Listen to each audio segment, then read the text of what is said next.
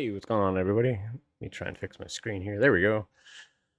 Welcome. Happy Sunday. Hope you're doing well. I'm Ian Douglas. I'm the author of the website techinterview.guide. And normally you'd see a TV or something behind me, but I've completely changed around my whole workshop area.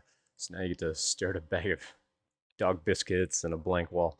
I will get the Nano Leaf up at some point.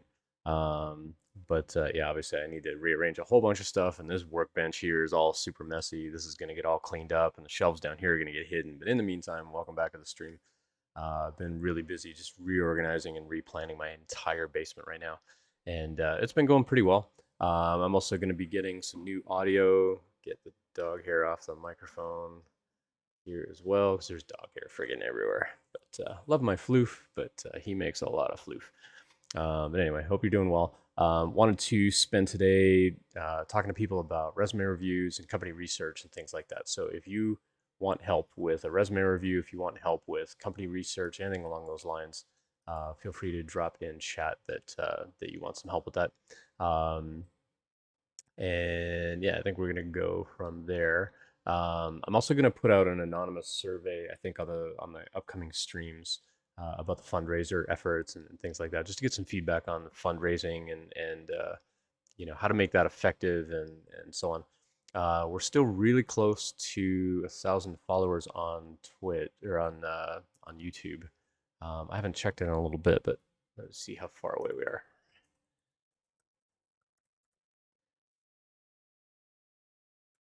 If you want to go follow me on YouTube, here's a channel for it. We are at 964 subscribers. So that's what, 36 people away. So 36 more subscribers on YouTube, and we're going to do a giveaway. So I've got that tentacle treasure chest that I've shown off on my Twitter account. You can go check that out on my socials if you want. I'm going to be giving that away, and it's not going to be empty. There's going to be something inside it. And so we're going to do that as a giveaway once I hit 1,000 subscribers on YouTube. So if you want to help me out and go subscribe over there, that'd be great. In the meantime, happy Sunday. Hope you're all doing fantastic. It is freezing cold in Colorado today, like way below freezing. It's something like minus, or it's like 4 Fahrenheit, which is about minus 15 Celsius. So it's really cold. That's why I got my big heavy sweater on down here in the basement. Um, but yeah, I'm gonna stream for a little bit. Gotta go out and get some groceries and do food prep and stuff for the week. But thought I'd stream for a little while and see if anybody wants help with company research, resume reviews, anything like that to kick off your job hunt for the week. So let me know if there's anything that I can help out with there. Hey, whoa, dude. New layout looks nice. I mean, it's looking a little janky. I'm gonna like put a little curtain or something here to hide the bottom shelves because they're not painted, and all of this stuff up here is just kind of like I need a place to put stuff, and so my workbenches have become very much a way to just hide things for now. But this is the new layout. Oh, one of the cameras froze apparently. Let me go see if I can restart that one. But this is the new layout. There we go. And so over here I've got my Bambu printers, two of them, and they're on a desk facing this way. I moved this bookshelf over here just temporarily, but it's going to spin around and face out this way. You can see the whole workbench here. This is the new Voron printer up here that I'm kind of tapping with my right hand. I'm still debugging that a little bit. That's why it's right next to me. And then let's see what else. Over here, the yellow printer, that's my resin printer. And so yeah, there's just stuff all over the place. And I got my two Mark III printers right here on the other side of my PC. They're nice and quiet, so they're not bugging me, but the Voron's incredibly loud and kind of obnoxious, to be honest. So um, but yeah, that's the layout, and then I'm ordering some new cameras and stuff like that to get that stuff set up a little bit more. And then once I go like full maker mode on Thursdays, that whole bench over there with the resin and stuff, once that's all cleared off, that's going to be like resin pouring and silicone mold pouring and things like that. I'm going to get like a whole OBS setup over there with cameras and stuff so you can see what I'm doing. There won't be really much to look at on the Bambus other than like streaming what's printing on the Bambus. I may put a little camera up here on top of my PC facing down at the Mark IIIs if anyone's interested in what's printing there, with the goal of like eventually getting those camera streams into something that I can stream over on MakerDeck.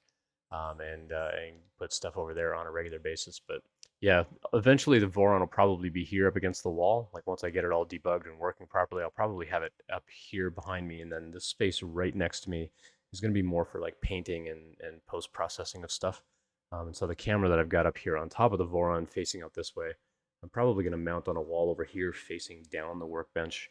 And I want something that I can zoom, remotely and stuff like that. So, but yeah, thanks for dropping by, Woe dude. It's good to see you. And the Nanoleaf panels, I got all those off the wall last night, and trying to repaint that wall a little bit because it had like 100 screw holes and nail holes in the wall where I was like mounting the things on the wall to put up the Nanoleaf lights. All those are going to go up on the wall behind me here, and then yeah, we'll figure out from there like what else is going to end up on the wall up here. I want to get like the paintings that I got from Babe Ross. If you follow Babe Ross on Twitch, um, 3 S's if you follow Babe underscore Ross. She does some really nice painting, and so I picked up 2 of her paintings, and I want to like highlight those. So I might hang one up on the wall here above the Govey light, and then maybe I'll like rotate that out once in a while, or maybe I'll put them both on like this little side wall here. I don't know. We'll see.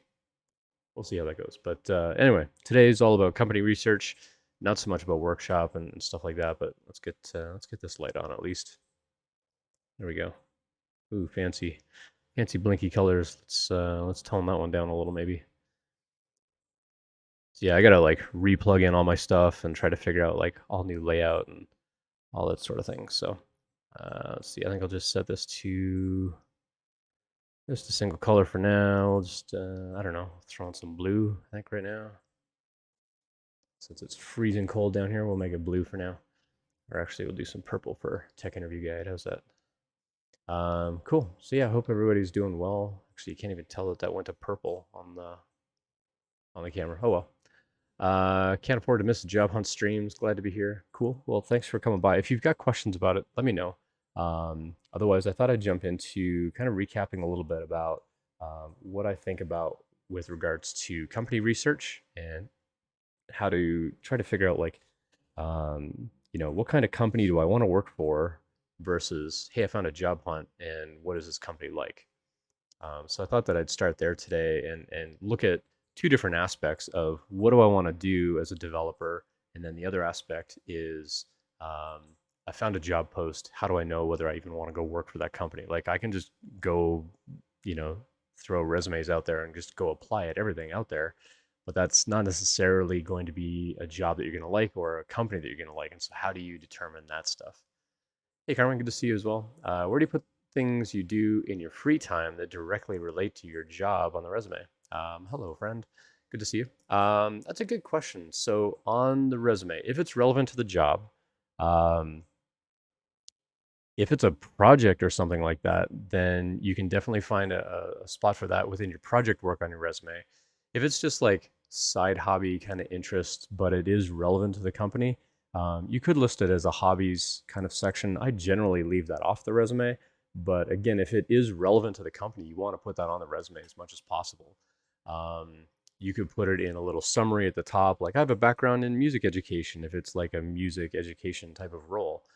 You can put that in the summary right at the top. So that's the first thing they see, and then they go into your skills and so on. So it really depends on what you want to highlight about, like your background or your interests and things like that.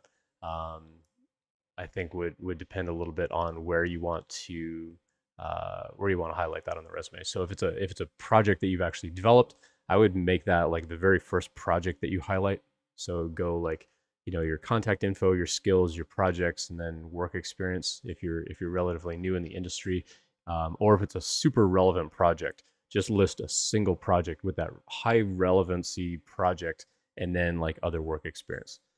Your work experience is usually going to be better than any project work if you've been in the industry for a little while. But if you want to really show off something that you made specifically to get their attention, then yeah, you would definitely, I would go like skills, that one project, and then like your work experience.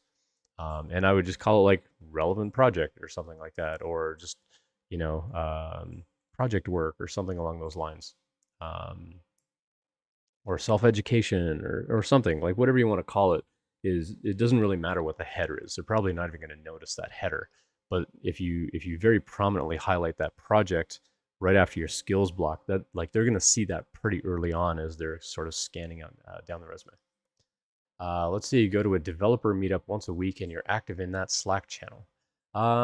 So if it's more of a community thing, then if that's important to the company, like building community and participating in community and so on, that can be pretty important to some companies. I would probably not highlight that at the top unless that's like a really big part of the job. Like if you're going to go for like a developer relations or an advocacy kind of job, then community is going to be really important to those companies. So in that scenario, again, I would put that in a summary and then your skills and just say, I'm an active part of, this developer community that this company is a part of, or, like why ever that's relevant. I would probably put something like community building or community effort or whatever in the summary at the top. Normally I would take the summary off, but if it's relevant and that's something that you want to promote, then that's something that you would put on the resume. But yeah, good questions. I mean, that's the whole thing with resumes is the resume has to be relevant to the company. If it's not relevant to the company, then why put it on the page? Now, if you need, if the most relevant stuff to the company only fills out half the page, then of course you need to have something um, where you're like filling up the rest of the page. Like you want it to look, like you've actually got stuff on there. Should you still include projects even if they're private? Um, so if you're developing something private, but it's still relevant to the company, then yeah, you can still talk about it. Whether or not you make that repo public for them to view is a little bit harder because if you say like, "Hey, I've got this project," and they go to your GitHub and they don't see that project, then they're like, "Well, where are you actually building this thing?" Like they may actually want to see it or experience it or something like that. So you can still talk about that project on your resume. If it's in a private repo, I would. So the way that I typically do the resume layout, if you go look at the resume sample or the resume example that I share, I'll see if I can get the chatbot to. There it is. Um, if you go check out that link, um, you'll see how I kind of lay out the project. What the name of the project is? It a group or solo project? In this case, it's a solo project. But I would just say like solo private project or a private solo project or something like that, and just make sure the word private is on there, and then you don't have a GitHub link to it. Just that way, if they're really interested and they ask about it, you can say, well, I'm happy to give you like temporary access if you want to go take a look at it, but I keep it private so my employer doesn't see it. So when you're talking to HR or you're talking to a hiring manager, you can say like, hey, if you have a GitHub account, like I'm happy to add you as a like a read-only collaborator on the project or something like that, so that they can go see the code. If it's like really highly relevant, you can say, I don't mind like adding you to the thing. I just don't make it public because I don't want my employer to see it.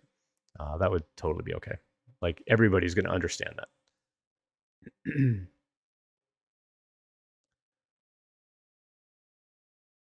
um, so yeah, that's pretty much where I would be highlighting those things.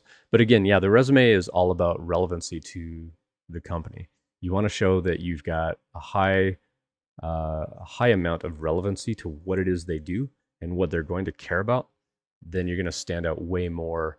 In order to get those interviews, especially if you can get a referral and they look at that resume and they're like, oh wow, yeah, this person's definitely like a key person that we can hire for this role. That's what you want to get out of all this is you want to look highly relevant to that job. You're way more likely to get a call, even if it's like if you're a referral and you've got the technical skill, that's okay. Like a lot of hiring managers will look at that and go, yeah, okay, they've got the skill. Let's talk to HR. Let's get them in the loop. But if your referral gives out a resume where it's showing high relevancy to the company as well, and not just that you have the skills, but that you've got projects or you've got interests that align really well with what the company does, then they're even more likely to be like, oh, we definitely need to interview this person. Networking is going to get your job way faster than just sending resumes out there.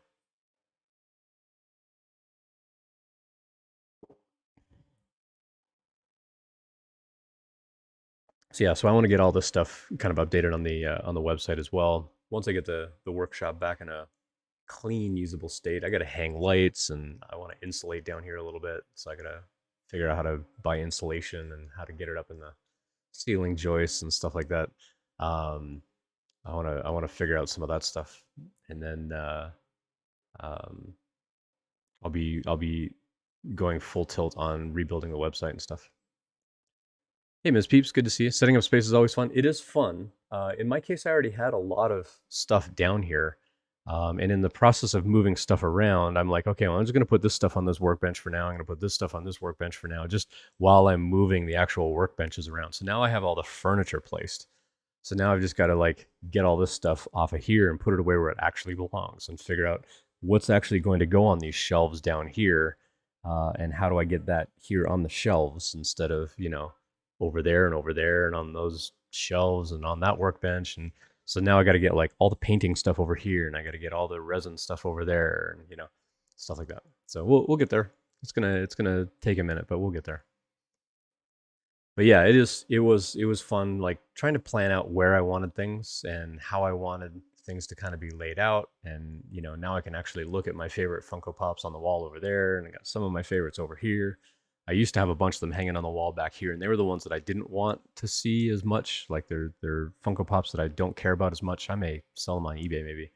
Um, but I took them all down in order to paint the wall because I want to put the nano leaf lights back on here. So I'm also trying to think of like a new pattern. I had the square panels. I had these square panels kind of on a diamond shape on the wall, and then I had like those little hexagon things in between them. So now I'm trying to think of like how do I want to lay these out a little bit differently on the wall, and how do I want to like actually make that look and control them and things like that. So I want to try to figure out something with that on the wall. I also thought like should I mount a monitor or a TV back there with the tech interview guide, or do I put that monitor up here in the corner so that you can still see something in the background with the whoever I'm like live streaming for, if it's for work or something like that. The other idea that I had was on this little piece of the wall that you can kind of see right here is to mount a TV that I can like swing out. So if I'm streaming for work, that I can at least put the work logo on there or something like that. So I don't know. I got different ideas and thoughts on like how I want to lay that out, but I got time. I'm not in a hurry now.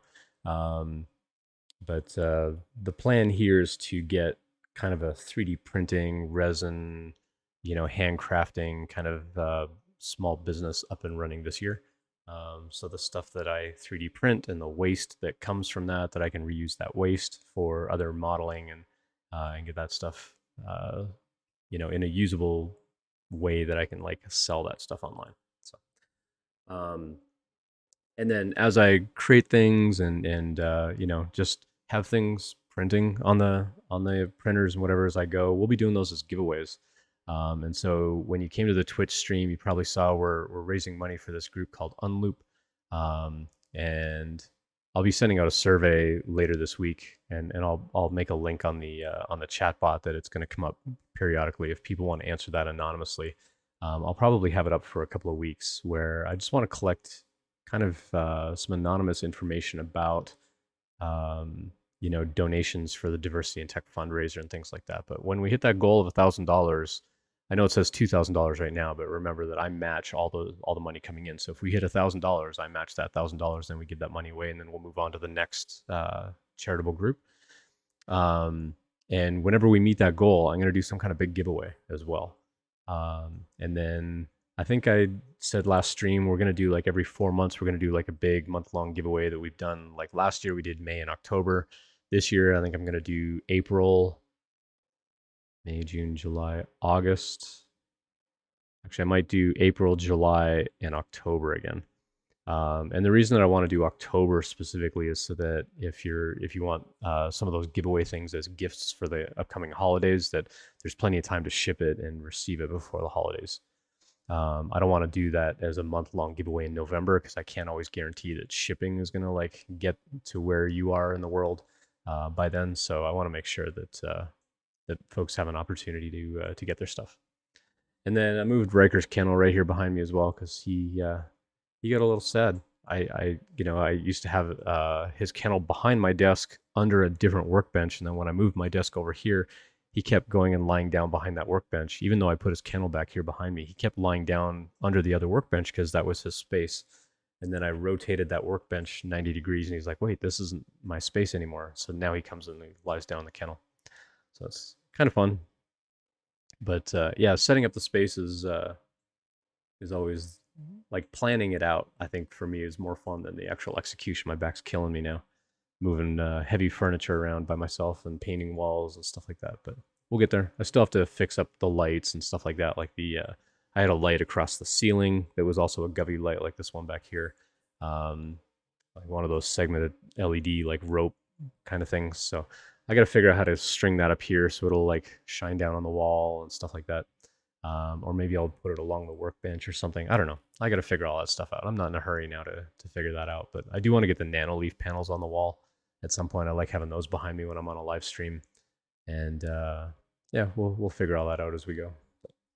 But yeah, so today I thought I'd do a little bit more around company research, and if anybody wants a resume review, um, you're welcome to submit a resume review or a resume for review. If you go to this link that I just posted in chat, then it'll give you a link to a form, and on that form you upload a PDF of your resume, and I'll be happy to give you some thoughts and ideas. Being a previous hiring manager, being in the industry for going on 27 years now, I've got some thoughts about like what makes a good resume. Um, and it was about a year ago, almost a year ago. It'll be 1 year this week that I started my job at Postman. What's the date today? It's 29th today. Yeah, it's 29th today. So Tuesday is my 1 year anniversary at Postman. And I found out that they don't do raises on your 1 year anniversary or on your anniversary date. Everybody in the company gets an evaluation in May about performance and salary increase and things like that. So I got to find out whether it's retroactive back to my actual anniversary date or not. Because that would be a nice retroactive paycheck as well. But we'll see. We'll see how that goes. Knowing that that's coming up in May gives me lots of time to kind of go back and reflect on like the things that I've done and the impact that I've had. So when I go have that conversation, I can make a good argument for why they should pay me more money. So interesting to do May only. Thanks. Yeah, another company that I worked at, we did it every August, and from a company's perspective, it's helpful because they can budget a little bit better. Like they know everybody's getting a raise that month, and so that month there's going to be like a huge uptick in expenditure. From a budgeting point of view, like they know, okay, every May we're gonna, based on the number of employees we have, if everybody gets a 5% raise or 10% raise or whatever that raise is going to be, then they can figure out how much they need to adjust their budget for the salary expenses, things like that. So from a company perspective, it makes sense that way it's a little more consistent as opposed to just having this thing like gradually creep up, every week, as people have their anniversaries and stuff like that. Plus, for managers on teams, they have a better idea of like when to plan to sit down and do these performance reviews with everybody and stuff like that. So, I can understand why, from a company perspective, why they would do it. Um, so yeah, so we'll see. I'm hoping it's going to be retroactive. I don't know whether it will be, but I hope it will be. So we'll see how that goes. But anyway, happy Sunday. Hope you're all doing well. Let's dive in on some company research, and we'll kind of recap some resources that I like to share out on the website for that. So let's go switch the screen over to this one. So on the website, I've got a whole section here called free resources, and on here I've got a link for thoughts on using company research for network and outreach. If you click on that, it'll take you to this link about a spreadsheet that I like to use. And there's also like some live stream content, some stuff that I've previously recorded on how to use this spreadsheet.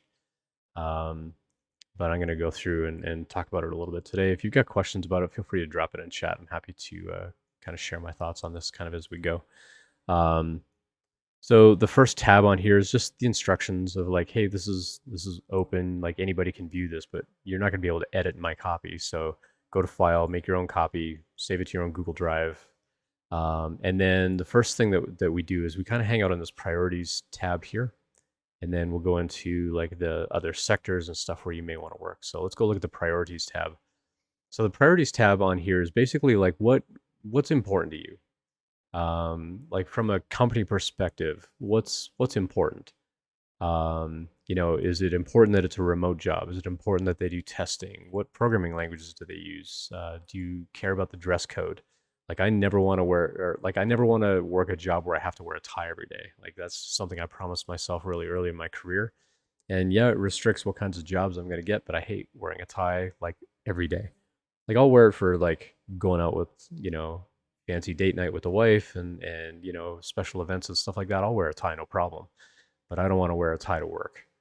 How big is the company? Is it a small startup? Is it a gigantic company? Is it kind of mid-size? Like, how big is the company? Is that important to you? Where's the headquarters? Do they have an API or a library or something like that that you can build into a project? And start adding that into your projects as soon as you start this research.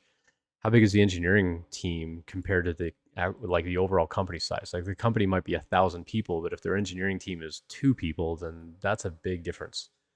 Um, so these are just some examples that I kind of put down of like things that might be important. And then we'll talk about the people section here. But the first thing you want to do is like figure out like what's important to me, like from a workplace point of view. Like I tell people don't put things like mentorship opportunities and things like that because that should happen no matter what job you get. It should happen. You should have mentorship no matter what job you get, no matter where you go for a job. You should get some kind of mentorship, or growth opportunities or professional development or something along those lines. Like that should just sort of happen regardless. So you shouldn't ever have to ask for that or think of that as like this is something that I want to promote in here. So these are more things like, what's the programming language, what's the framework, are they going to pay for parking or transit or things like that to even get to the office? Do they offer any kind of health stipend for going to the gym or anything like that? Carmen says dress code, that they're cool with cat ear headphones. Yeah, I mean, that should be a no-brainer, of course. I know it's weird, but getting a job where I have to wear a tie to work is actually a dream of mine. All right. Feels like you made it? Okay. Yeah. I mean, if you want a job like that, so jobs where you have to wear a tie, they're more likely to be more enterprisey and more business to business, or it'll be something like a financial institution. Like you go work at a bank, like a big corporate type of building, you're more likely to wear a tie. But if you're just gonna go like get any job in tech, I mean, your chances are pretty low you're actually going to have to wear a tie. But it really depends on the company. Like, what kind of company is it that you want to go work for, and whether or not their dress code is going to require something like that. For me, this is not something I want to do. I mean, getting that paycheck is my my way of saying I made it. You know, but no, I get it, whoa, dude. And so what you want to do is you want to come in and you want to add as many of these things as you want, and then you want to prioritize it. Like the most important thing should be at the top. The less important stuff should be at the bottom. Like for me, having a pet friendly office is okay. It's nice, but for me, it can honestly be a little distracting. Like I love petting dogs. I love like playing fetch and like teaching goofy little tricks and things like that. And I'm gonna get distracted by my work if there's puppies running everywhere. Parental leave, it's important for employees. It's not important to me. We don't really plan on having any more kids. So that's less important to me, but it is important that the company has thought about it. And so it's important to me that this is something that the company actively engages in and has something, available. Childcare is a nice to have, gym wellness stipends and things like that. And so what you want to do is you want to come in here and you want to kind of rearrange these a little bit and say, okay, well, the framework that they use, that's actually more important to me. So I'm actually going to bump that one up. I'm going to move that one up here. Dress code's less important, so I'm going to bump that one down here. Like you're going to reprioritize these however you like. Okay, you're going to start with that because this is what's important to you for the job. This is what's going to be important for researching the companies where you want to work. So as you're doing your networking, as you're doing your outreach, as you're talking to people about what it's like to work there, you can say, hey, just out of curiosity, like when you come work at the company, do they offer you any kind of like, do you have to pay for your own parking, or do they have a parking garage if you have to go to the office, or, do they reimburse that kind of stuff? Or is that all out of pocket? Do they offer a bus pass or a train pass or anything like that to get to the job? Is that something that the company offers? And if not, if that's something that's really important to you, now you've got a negotiating tactic, right? You can say like, hey, appreciate the salary, appreciate all the stuff about the offer. I'd like to ask about some sort of reimbursal for parking or transit. Is that something that can be part of the offer? Is that something that you give out to your employees or not? Is that something the company would consider doing? So all those things might be important. For some people, you might have like a retirement plan of some kind, and does the company contribute to that, or do they match part of your contribution? That could be really important because that's basically free money from the company going into a retirement fund for you for when you want to retire. Having a match is, a bonus on top of even having a retirement fund. But some of these things you can find out from HR throughout the interview process. Some of these things you'll find out while you're actually talking to people. And what we're going to do today is I'm going to show you, like, now that we've kind of prioritized these a little bit, let's go actually research some industries and some companies in those industries, and then figure out, okay, how do we fill in some of this detail? So down here at the bottom, I've got a number of sort of industries, and we've got like environment, education, SaaS companies, gaming companies, like whatever kind of industries feel interesting to you. Do you want companies that are really big on, say, environmental impact, or financial industry, or like whatever's important to you, insurance, or you can just call that like professional services or something like that. But if financial technology or fintech, if that's an important thing for you, or you want to get into Web3 and you want to get into the crypto stuff, like those are all sort of categories down here at the bottom. And then what we're going to do is we're just going to click on one of these tabs, and notice that these criteria basically copied over from the priorities tab. This is basically copied everything over. And we'll talk about this people section here in a minute. But what you want to do is you want to double check, like, yep, okay, these are all the things that I care about. And then for each company that you want to go research, you're going to give each company their own column within that industry tab. And so these are all SaaS companies. And so I'm just going to start listing all this stuff out here in the spreadsheet as I find this stuff out while I'm networking, while I'm talking to people from HR, I'm talking to recruiters and so on. How do I go find this information? Some of this you'll be able to find on LinkedIn. Some of it you won't. Some of it you might kind of guess at. But generally what I tell people is, like, if you can't find the information, then this is a good opportunity to ask them while you're doing networking. And so usually when I tell people, like, when you're reaching out to people from a company, the important thing is to have good questions for them, aside from like, hey, what's it like to work there? What's your day-to-day, work like at the company? Like, those are fine questions, but they're less interesting. But if you say, hey, I found on LinkedIn that the company size is only 10 people, and that, are there, from what I can count on LinkedIn, it says there's 6 people in the engineering team. Are those accurate? And they'd be like, oh, you're actually doing some homework on the company. Like, that kind of thing will really stand out to people as you're doing your company research, especially to people in like HR and hiring managers and things like that. You can say like, hey, I noticed on LinkedIn said your company size was like 500 employees. Is that accurate? Like, how close to 500 is that? Like, how big is the company? You can find those kinds of things out. Now, some of these are better questions to ask with like more networking than asking during the interview process. Like, how big is the company actually? How big is the engineering team actually? That would be a good thing to ask before you even interview with the company. Are they willing to pay for relocation? That would be like something to ask later in the interview process. That's not something you want to hit them up with right away. Now, if they say like, oh, we expect everybody to be in the office, are you in our area? Then you can start having a conversation. Say, well, I'm planning to move to that area. And in parentheses, not said out loud, if you hire me. Like, yeah, I'll totally plan to move there if you hire me. You can say like, yeah, I'm actually exploring that city. That's why I'm looking for this job. It's why I'm really interested in this company, because it lines up with my goals and it's where I want to live. And you can start talking to them then. And you can kind of say like, I'm already considering relocating there, but you don't want to hit them up too early for actual relocation expenses. You generally wait until there's a job offer.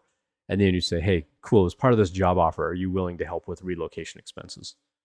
Above and beyond salary and whatever. So you would negotiate salary, always negotiate your base salary first, and then all of your other perks. Once you're happy with the salary, say, okay, cool. Now that we got that, taken care of, I understand with the back to office, sort of policy of the company that I need to be in that area. I'm already planning on working there.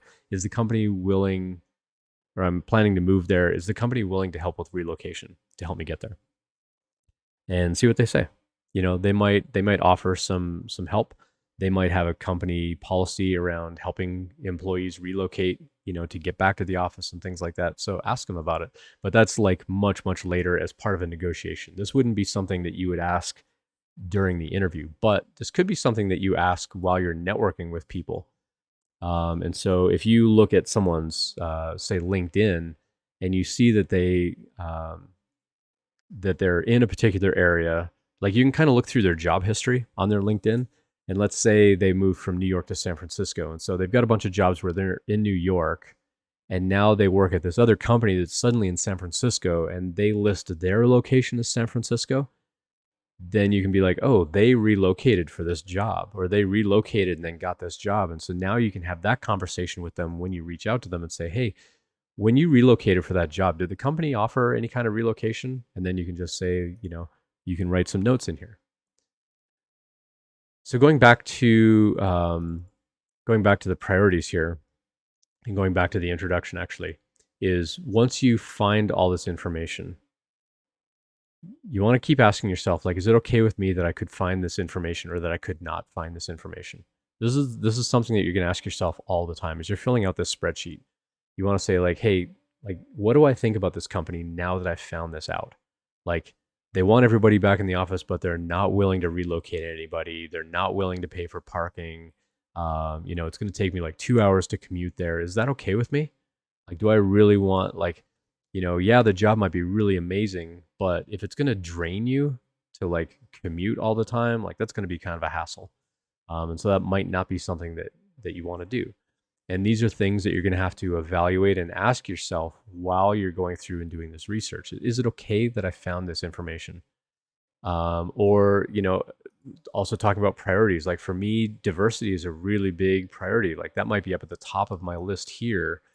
If I can't find any information publicly about efforts that the company is making around diversity and equity, and inclusion at the company, like, is it okay with me that I can't find that? Like the company's not actively talking about it. Is that okay with me?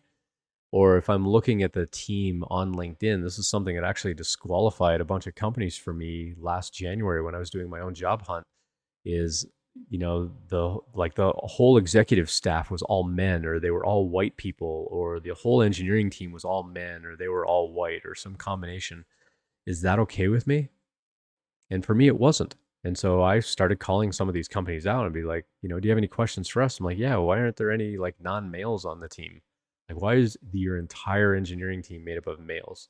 They're like, oh yeah, we're trying to do better about that. I'm like, then why are you interviewing another male, another white male, for a position at the company?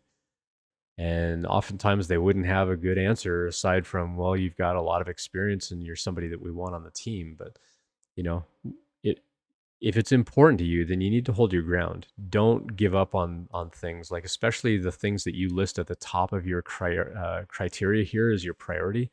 Don't give up on that. If that's important to you, you have to hold to that.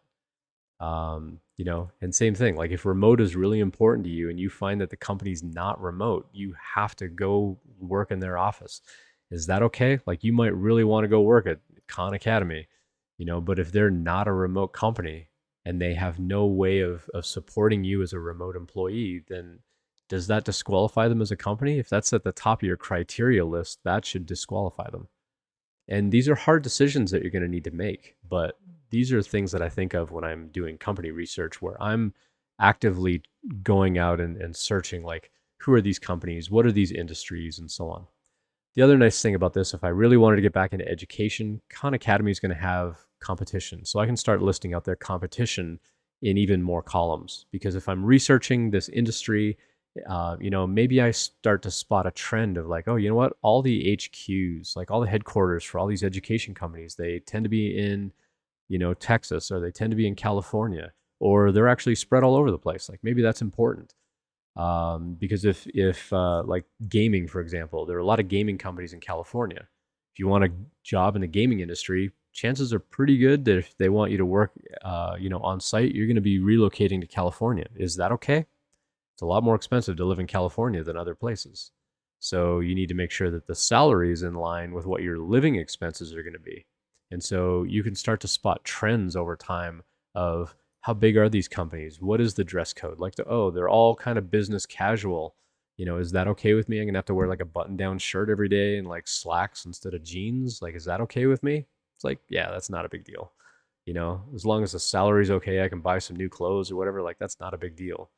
But this is where these things are going to start to take precedent for you and start to really matter. That's gonna make a big deal, or be a big deal for a lot of people. Hey, Whip, good to see you. I see you lurking in chat. That's going to be a big deal for a lot of people. And so, if it's at the top of your criteria list, it should be super important to you, and you do not want to give up on those things. If you start to find discrepancies of, I really want a casual dress code, or I really want to wear those earphones with the cat ears, whatever. If that's important to you, hold your ground on that. And if they say like, oh, you can't wear headphones at the office, it's like, okay, well, what about noise levels? Like I actually get distracted with noise levels. Like I need some kind of, earphones or something so that I can focus on my work. Or is there a part of the office that I can go work where it's quieter, that people aren't just going to be walking up to me and interrupting my work? Like I want to be able to like go heads down and work on some things. Those are things that you can ask during cold outreach, warm outreach, networking, all that kind of stuff. Or you can ask like later in the interview, like, you know, um, like if you see somebody doing an interview and they're wearing headphones, and you'd be like, hey, I noticed that you're wearing headphones. What's a headphone policy at the office? If everybody's there working at the office, like, is everybody pretty cool with wearing headphones or using headphones? You'll get some interesting answers. Um, Now, if the company is remote, you're way more likely to get honest answers from the employees if they are also remote. But if it's a job where it's at an office and you're doing like a remote interview and you start asking them some of these questions, they may hesitate to answer some of them. Like, what's the team size like? What's the diversity like? It's like, I can't really say because, other people are going to be listening to what I say. That could be tricky. And so this is also why I like going to meetups and meeting people at meetups. That's why they're called meetups, not show ups, by the way. But if you go to a meetup and you talk to people, and that meetup is hosted at some place that's not their office, and say like, hey, I've been kind of eyeballing your company for a job someday. Like, what's it really like working there? Like, what are the engineering managers actually like? You're far more likely to get an honest answer from them when they're not sort of on their sort of work territory or work turf. Like if, like let's say Postman, for example, they host meetups at their office in San Francisco. If people come to that meetup and they start asking me really hard questions about Postman, I'm a lot less likely to answer them. Not that I don't want to answer them honestly, but I'm going to be more careful about the words that I use, because somebody from Postman could be walking around and hearing me. And I don't want them going to my boss saying, oh, you should hear the things that Ian said about Postman. Like, I wouldn't want that to happen.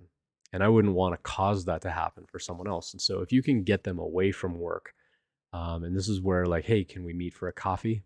Or like if you're in the same geographic area, like, can we literally meet for a coffee? You get them out of their workplace and you can ask them these harder questions about like, hey, I noticed this about your tech stack, or tell me about how you deploy things. Like, what do you like about that process? What don't you like about that process? Why can't you change that process if you don't like it? You can start really pressing them on things that matter to you, that um, that they can start giving you better answers than if they're at their office trying to give you those answers.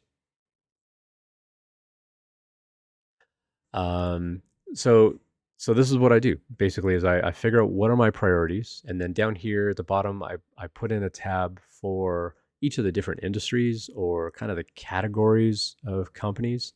And then inside each of those tabs, I start listing out all the companies, and then I can kind of compare them to each other. Like, what's it like, having multiple SaaS companies or multiple game companies like Blizzard, Riot Games, Armor Games, like what are some of the different information things here? And then constantly ask yourself, like, is it okay that I found this information? Is it not okay that I found this information or that I couldn't find information? Again, if DEI is really important to you and you can't find any information about it, and employees don't want to talk about it, is that a problem? Is that going to be an issue for you? If you're not a white male, you're uh, that's going to be something that's probably a lot more important to you than most white men, for example, in the industry. So that might be something that you want to actively seek out. Is I want to find a company that is diverse. I want to find companies that take care of their employees and make sure that there's safe workplaces. And what's that actually going to be like? Maybe you find some Glassdoor reviews that are a little jarring to read. Does that disqualify the company right away from you even applying, or is that something that you want to ask about while you're doing networking? Or having that first call with HR where you can say like, "Hey, I've been doing some research about the company and I found these things on Glassdoor. Like, is like, how has the company responded to these things? How has the company shifted or changed? Based on this feedback that people are leaving about the interview process or leaving about the actual workplace. What's the company doing about this? You don't want to be too aggressive early on in the interview process, but these are things that you want to ask. These are things, if they're important to you, you want to ask about these things. So as you find out this information, then you can make a decision. Okay, do I actually want to apply? So now let's go back to the priorities tab here, and let's talk about this people section down here. So I move this down. Like if I need more criteria, I just keep moving this block down a little bit. But what you want to do is you want to leave this in order. You don't want to rearrange these. But what you're going to do is for each of these companies, you want to go figure out who is this person? Who's the head of HR or a director of HR or more senior level recruiters? Like who are those people within the company? And then who's the VP of engineering or a director of engineering, and then look for senior level devs and like what I could call peer level. So if you're looking for an entry level role, then you want to find other entry level developers at that company. And we'll talk about why we do this. Hey, C Films, good to see you. Haven't seen you in chat in a little bit, but hope you're doing well. So as you're filling this stuff out for a company, so let's go back to the SaaS company, for example. You want to go find out this information on LinkedIn if you can. And if you can't find who the head of HR is, then anybody that you can find, when you're chatting with them, say like, "Hey, I'm trying to do some research about the company. I can't really spot easily on LinkedIn like who the head of HR is. Would you mind giving me a name or share a LinkedIn profile or something of who is the kind of the head of HR?" And get that name and write that in here. And then director of HR, things like that. Like try to fill in this information as much as you can. And here's the reason why. When you're addressing a cover letter, you want to address it to people in this order. Hey, thanks for the raid. Digital Dragon, raider with 9 people. Welcome in, everybody. Thanks for dropping by. I'm Ian Douglas. I'm the author of a website called Tech Interview Guide. Appreciate the follows. Good to see you, Titan Gamer. Thanks for the follow. So I like to help people out with job preparation and interview prep and career advice and things like that. And I'm going through some ideas on company research today. And we're talking about like what's a priority for you as far as getting ready for the job and trying to find companies where you're interested in applying. And so we started out by talking about like what are these priority sort of criteria for you. And if you go over to my website, techinterview.guide, let me go over there real quick and show you how we got here. So if you go over to techinterview.guide, I've got a whole section on the webpage called free resources. And under the free resources, I've got a link for thoughts on using company research. And then there's a spreadsheet on here that we're taking a look at today. And so on the priority section, we talked about like what's important to you from a job perspective. Reprioritize this. The most important things are at the top. The less important things are at the bottom. And then we just got talking about like the people. So when you're thinking about who to address a cover letter to, the order that I've got listed here is the order that you want to address that cover letter to. So if they have a head of HR, if they have like, primary recruiter, if they're a small company, they may not even have a VP of HR. but this will be who you address your cover letter to. If you can't find a VP of HR, you want to address it to a director of HR or people operations or human resources or whatever they call themselves within the company. Because every company tries to be clever about what they call their people and call their titles and stuff like that. And then from there, try to find just like any recruiter. And if you can't find anybody in HR, then you want to address it to a VP of engineering. A VP of engineering is different from a CTO, where the VP of engineering is generally in charge of the people, where the CTO is in charge of the technology. If it's a small startup, they're only going to have a CTO. They're not going to have a VP of engineering until they're a little bit bigger company. But you can kind of go through this hierarchy, and this is who you want to address that cover letter to if you're going to write a cover letter. I generally recommend a cover letter. Cool. Well, thanks for coming in, everybody. Poondog, good to see you as well. So, Digital Dragon, what's going on in your stream? What were you up to today? Feel free to let us know in chat, and go give Digital Dragon a follow. Digital Dragon's been part of our community here for a little bit. So thanks for dropping by. Hybrid Robotics, good to see you as well in chat. So hello. Welcome in. I do have some free emotes that you can use, so feel free to drop those in chat if you like. But yeah, let us know what you're up to today on your stream. And if anybody wants help with like a resume review or anything like that, if you're in the tech industry, you're thinking about changing your job, or if you've been impacted by job layoffs and so on, you want a free resume review, go check out the forum on that page, and you can drop in a resume, and I will do some free resume reviews today if people are interested.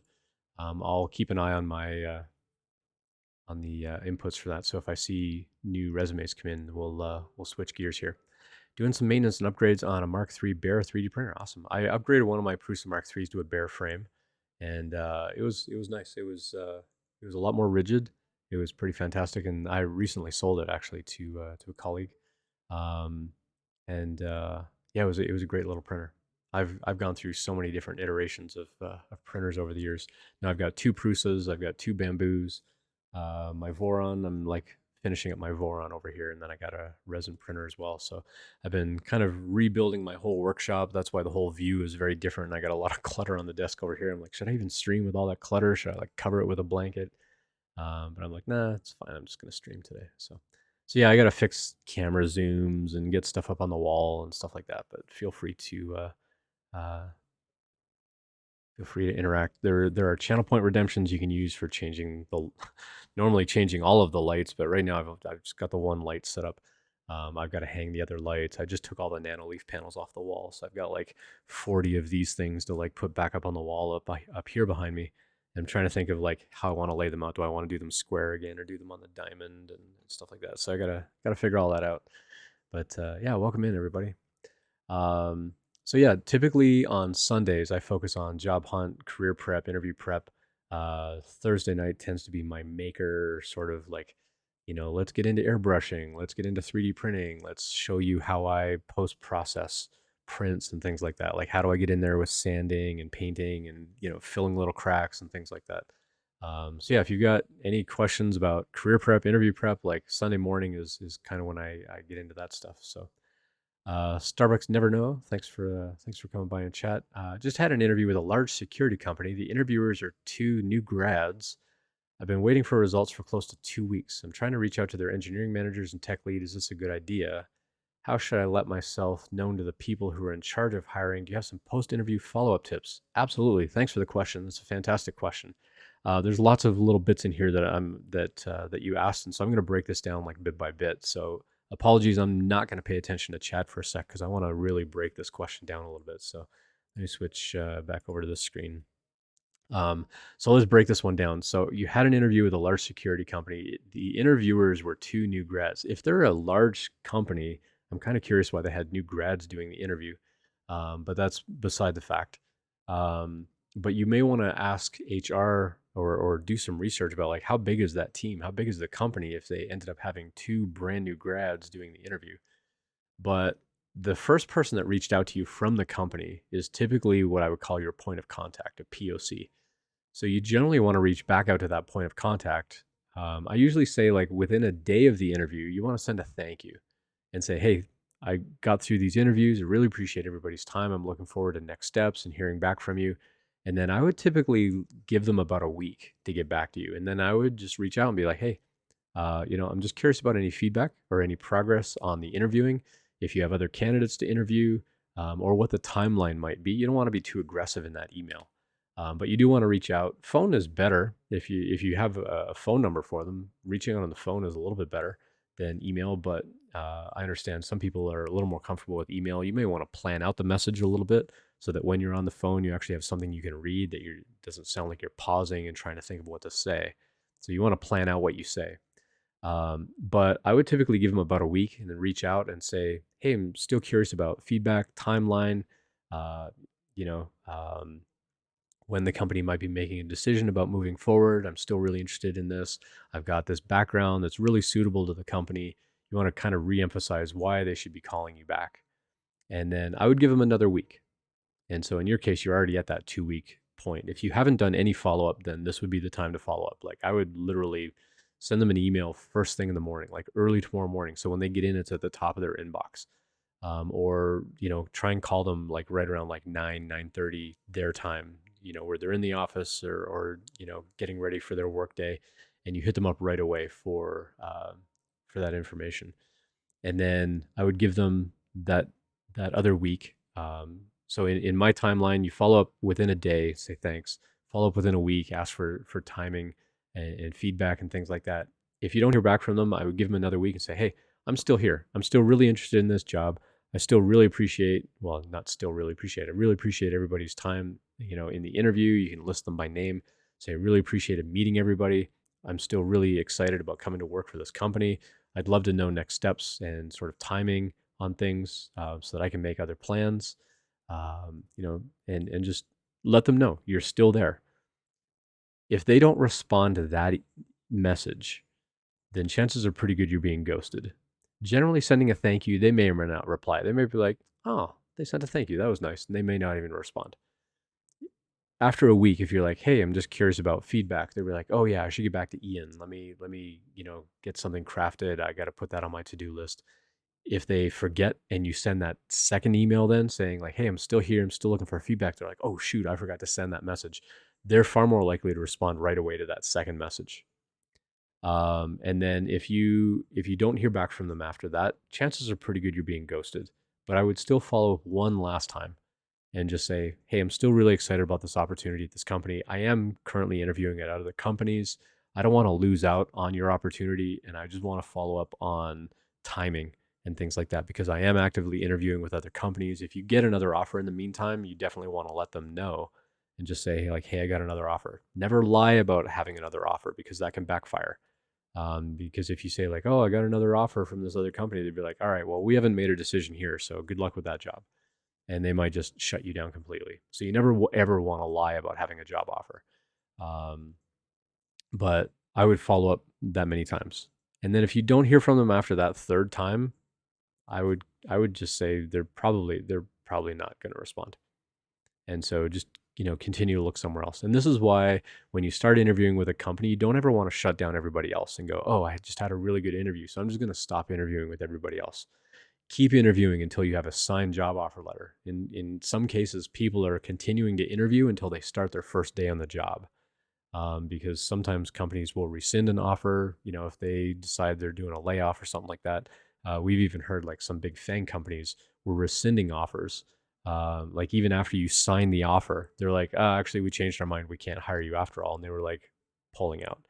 So keep interviewing. Like you have to keep interviewing. If you're looking for a job, you have to keep interviewing until you start that job. Just keep interviewing. Don't pause things on that. So how should I let myself known to the people who are in charge of hiring? Again, I would reach out to your point of contact if they have like somebody in people operations or human resources or whatever they call themselves. Reach out to a recruiter and just say, hey, I'm waiting for some feedback. If you don't hear back from that person, um, generally I tell people like you don't want to go over them, but if you're not hearing back from them, you may want to find out like who's their boss, who's their manager.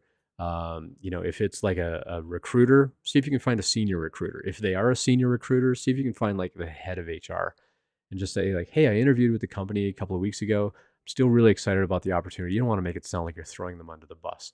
You can say, I'm really excited about the opportunity. I had some really fantastic interviews. I'm just waiting to hear about some feedback. If you've heard of anything, I'd love to hear back from you. I've been trying to get a hold of Ian. Um, if you have any information on where I am in the interview process, I'd love to hear from you. But you don't want to make it sound like, oh, I've emailed Ian 3 times and Ian's not responding or Ian's not calling me back. Like, you don't want to say anything like that if you're reaching out to like their boss. You just say like, hey, I've had some really great interviews. I've been in contact with Ian. I'm trying to get some feedback from the company, and I'm curious if you've heard of any feedback or any timeline on hiring for this particular role, and just leave it at that. And if you don't hear back from them, then you can try going above them, one more step, or change over to the hiring manager. If you happen to figure out who the hiring manager is, or whoever else you're networking with at the company, talk to that person and say like, hey, who's the hiring manager? How can I contact them? Like, can you get me their LinkedIn or something like that I can connect with them? Because I'm trying to figure out like what's going on with the timing of this. Like, if that job is really important to you, you have to follow up. If you just interview and leave it at that, you may or may not get a call back. But you don't want to just leave it hanging there. You have to ask them for that feedback. And you have to ask them for a timeline and keep bugging them until they say no or go away or something like that. Cool. So hopefully that was helpful. Hydro Robotics says, I don't think I'm employable now. Okay, so Starbucks added some follow up. The interviewers are relatively new. They've been working for 1 to 2 years. Okay, they're juniors, not team leads. The company size is in thousands of employees. So, okay, so that adds a little more context here. So I think you could still reach out to maybe not those individual people because they're just doing the interview and they're giving their notes back to their manager. But I think you could definitely follow up with whoever your point of contact is at the company. Ms. Meeps asks, is there a limit on how many follow-up messages you should send? I've been strung along for a bit for the last 2 months with a company. I mean, if it's been 2 months, I mean, you kind of have to make a choice at some point of, do I want to keep pursuing this company or not? I think that's a decision that you're going to have to make. Like, if they're treating you like that as a prospective employee, what are they going to treat you like as an actual employee? You have to think about those kinds of things. So again, I would kind of like, if you're not hearing back from your point of contact, reach out to the person above them.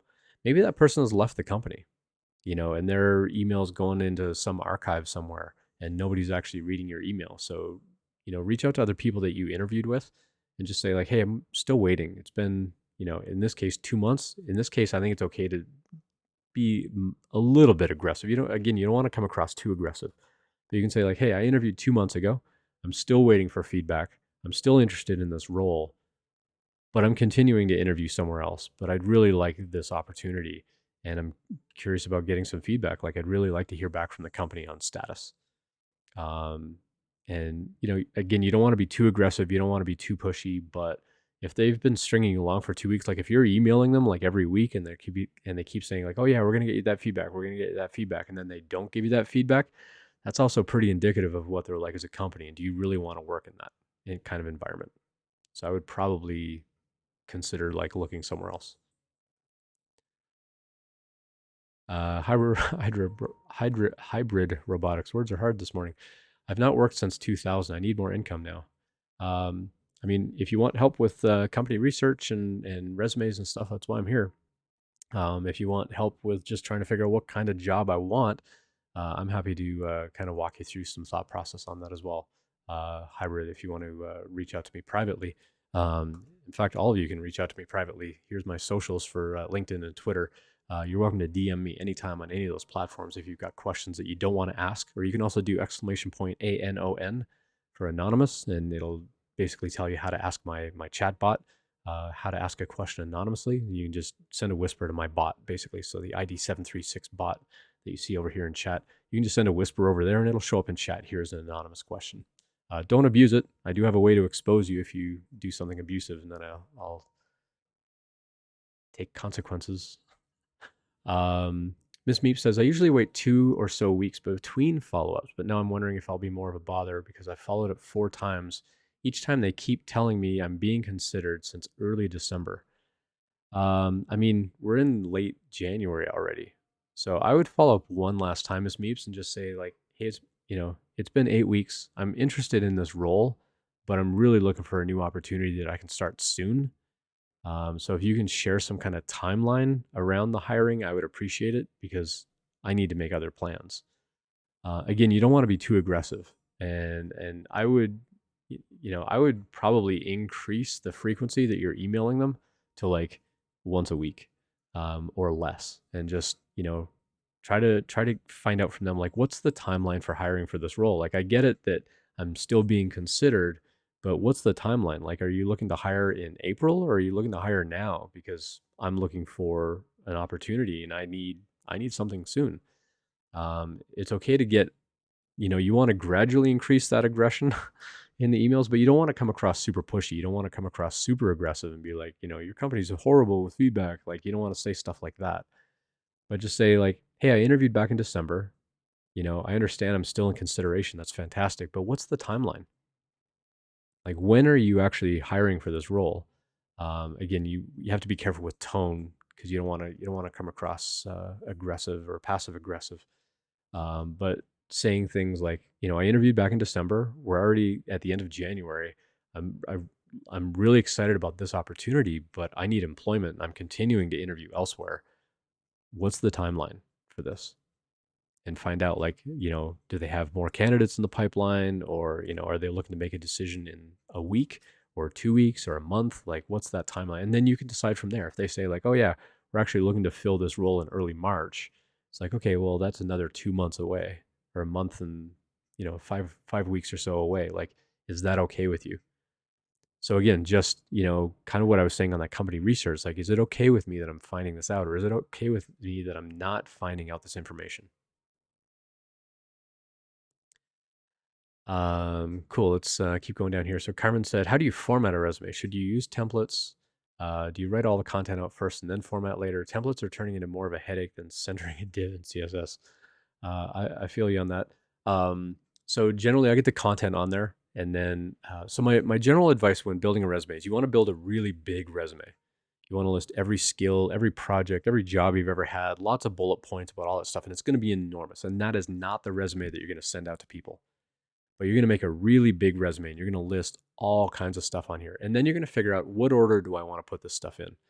Generally, as a hiring manager, I like to see skills, anything that's highly relevant to the company. So if you've got a project that really stands out, or if you're new in the industry, you want to list projects first and then unrelated work experience. If you have related work experience, that'll generally go right after skills.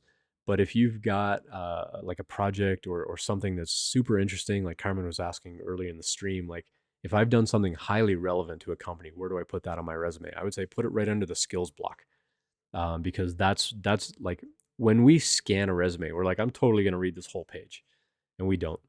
But when we're reading down the page, the stuff that we read at the top, we're reading a little bit slower, and then our pace of skimming the page kind of picks up as we go down. So you can think of it like an acceleration thing. Like we start slow, and then it gets faster and faster and faster. And so anything that's super relevant to them, you want to promote in the top half of the page as much as possible, or even the top third of the page. Juggling Biohazards, thank you for the $10 donation. Appreciate that. We are raising money for diversity in tech, and any donations that come in, I'm matching. So I'm not keeping any of that money. All that money is going out. So yeah, thank you. Appreciate the donation. Um, so after you kind of figure out, okay, what order do I want to put these sections in? You've got this really big resume. Now, when you go apply for a job, now you apply my favorite riddle that I learned as a little kid about how do you make a sculpture of an elephant? You start with a block of stone and you chip away everything that doesn't look like an elephant. And you do the same thing with a resume. How do I look like the best candidate for this particular job or that particular job?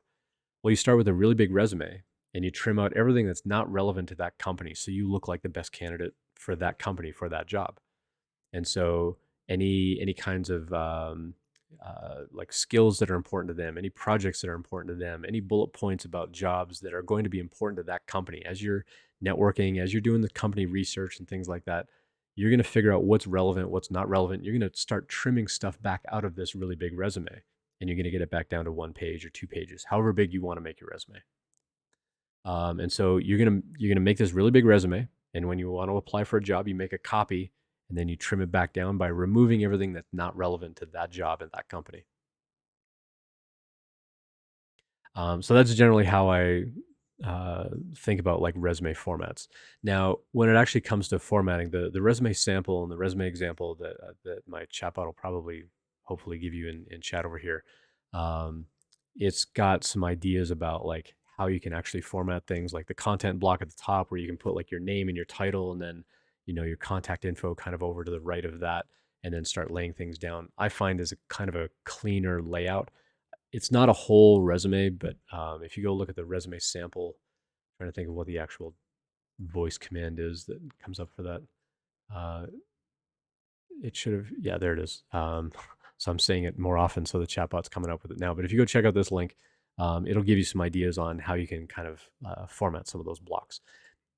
I generally tell people you get 3 font sizes on a resume. You get one font size for your name, you get one font size for your title and all the headings like skills and experience and education, and then you get one font size for everything else. So generally what I would do is when I'm building that really big resume, I highlight all the text and I make everything 10-point font. And then I go back in and I change my name to like maybe an 18-point font or a 20-point font. You don't want to make it gigantic. And then the job title you give yourself, if you're a developer, if you're DevOps or developer advocate, like whatever you want to call yourself. You don't want to say aspiring, and you don't want to level yourself and say junior. Let them figure out that you're an entry level. Just call yourself a software developer, web developer, full stack developer, or whatever. Just put your title in there. That title and all of the headings, I would maybe do 12-point font and generally all caps. And then everything else on the page just stays 10-point font. And then everything else, you can start to add a little bit of bold, maybe some italics, but you don't want to go overboard on formatting with font styles on there. Because again, it's got to be easy for us to read. If it's hard for us to read and you've got layouts where things are kind of all over the page and we have to look through the page to try to find that information, we're going to pass on it. We're trying to find information in a hurry about, is Carmen relevant to this job? Like I'm scanning maybe dozens or hundreds of resumes. I want to find as quickly as possible, should I call this person? And if you make that hard for me, I'm just going to pass on your resume. I'm going to go look at a different resume. If the layout is really cluttered, or if you're using lots and lots of color on the resume and it makes it difficult to read, I'm just going to pass on it. So you have to figure out like what's a good sort of simple resume layout, and go from there. So going back to Carmen's question, Carmen was asking like, should I use a template? Like there are a lot of good options out there for helping you build a resume and sort of planning out what that template is. Most of those template generators that I've seen online though actually don't do a good job of actually exporting a PDF. We've actually seen some people for um, we've actually seen resumes that I've reviewed here on the stream where when we highlight all the text on the page and we paste it into a text editor, everything gets really jumbled around. And when it's all jumbled around like that, the applicant tracking system is not going to parse it properly, and you're not going to show up in search results, or people are going to open it up and go, "What is this mess?" Like it's kind of all over the place. And so generally what I would do is I would use that template engine to plan out what I want it to be. And then I'm just going to go over to Google Docs and just build my own in Google Drive, format it how I like it. And then that's my resume. So I generally don't use things like Canva and Credle and things like that. Credle is actually one of the worst ones, because they'll allow you to put as much content on your resume as possible, and they do that by shrinking the font more and more and more. GBAV, good to see you in chat. This is not a new room. This is actually still part of my basement. And so I basically went through and I rebuilt my whole sort of stream area. So this wall over here that I'm pointing at in this top window here, this wall used to be the wall that I was facing that wall, and I had all the Nanoleaf lights on that wall. And so I've repainted all the walls down here. These walls all used to be like a really dark green, like a dark cyan color. I went through and I painted them all a really pale gray. It's actually a paint from Home Depot called Double Click. Thought that was pretty appropriate.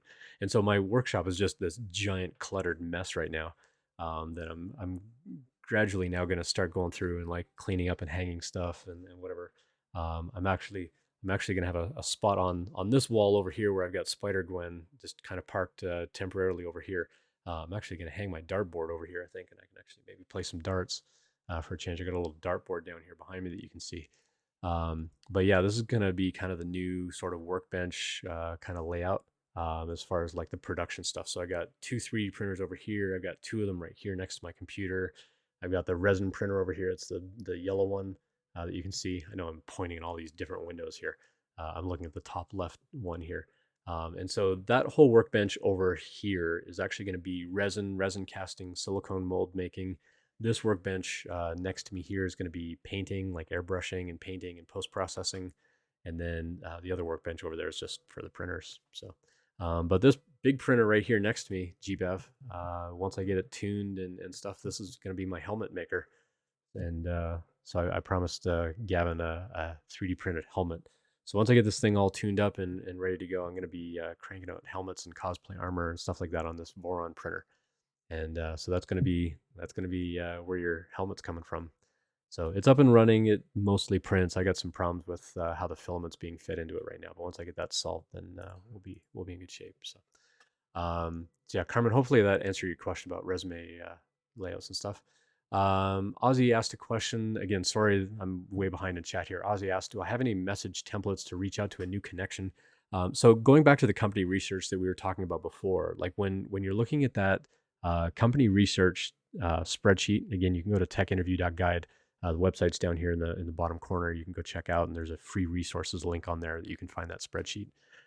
When you're going through that spreadsheet and you're filling out the information that you're finding about a company, if there's anything in there that you can't find, or if there's information where you're not sure and you want confirmation, that's how you do your network and outreach.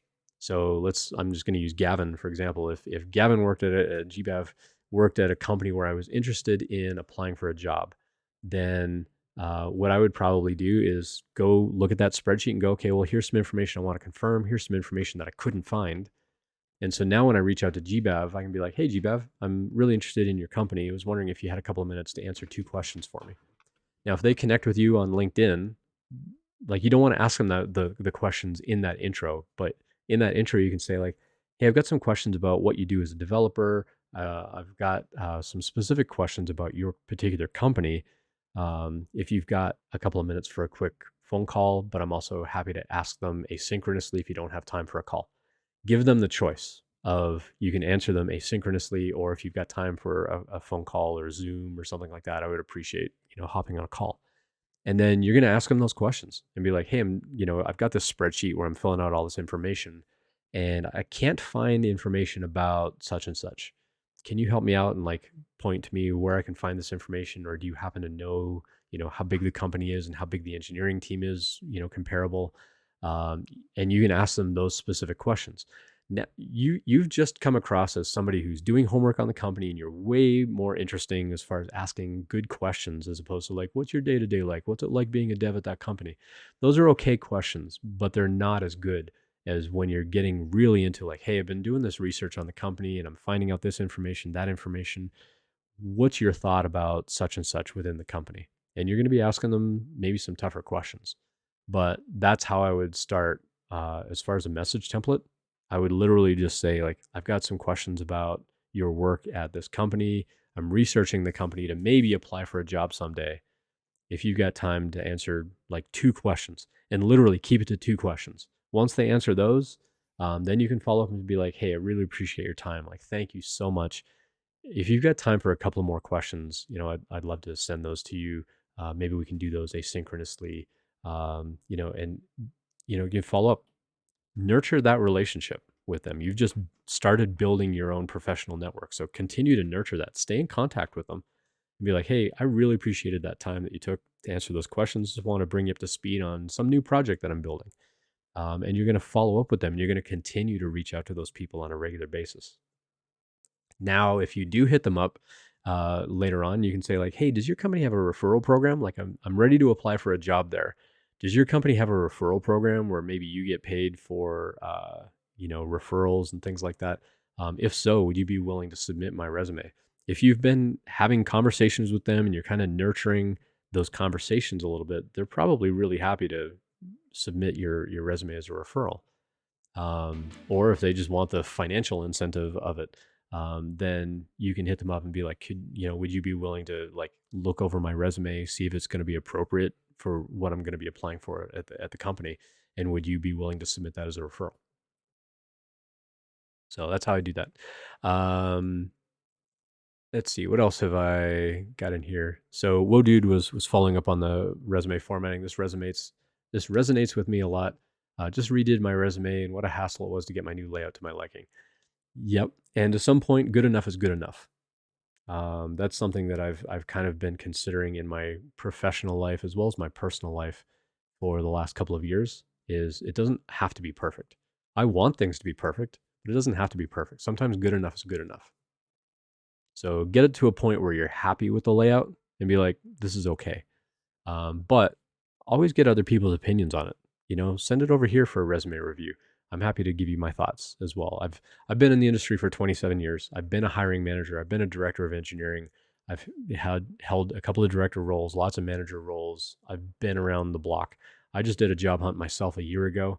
I've got thoughts on what makes a good resume. So I'm happy to give you my thoughts, but I always tell people get lots of opinions on your resume. Like once you come up with a resume, send it out to a handful of people. If you happen to know any recruiters, just say, "Hey, I'm not looking for a job with your company right now, but I am looking for feedback on my resume. What do you think of this?" And just send it over and get their feedback on it. Like, is the layout good? Is the font choice appropriate? Is the font size okay? Like, get opinions from them on that kind of stuff. Or, should I explain more detail about this thing or that thing? You're going to get a lot of information back. You're going to get a lot of opinions and they're going to conflict.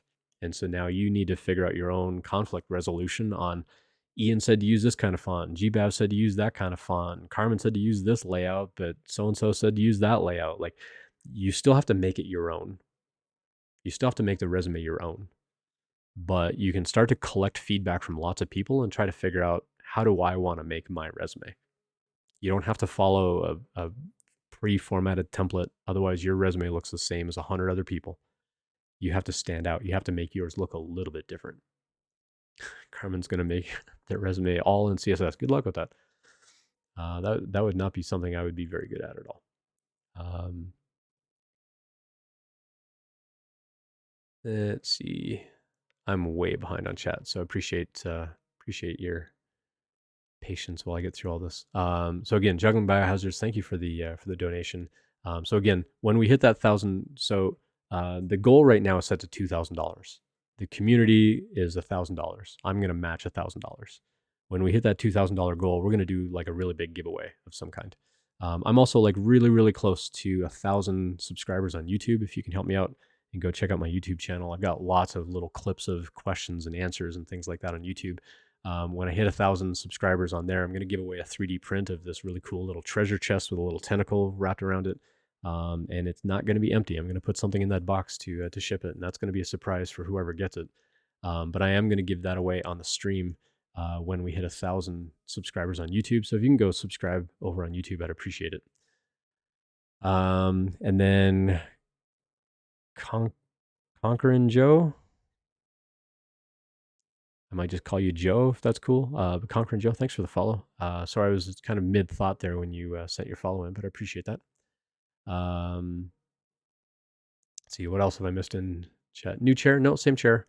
Multicam, yeah, the multicam is just to kind of show like what's going on in the workshop. But I'm gonna like rearrange these cameras as well and get better lighting because one of them's like really, really brightly lit and stuff like that. So.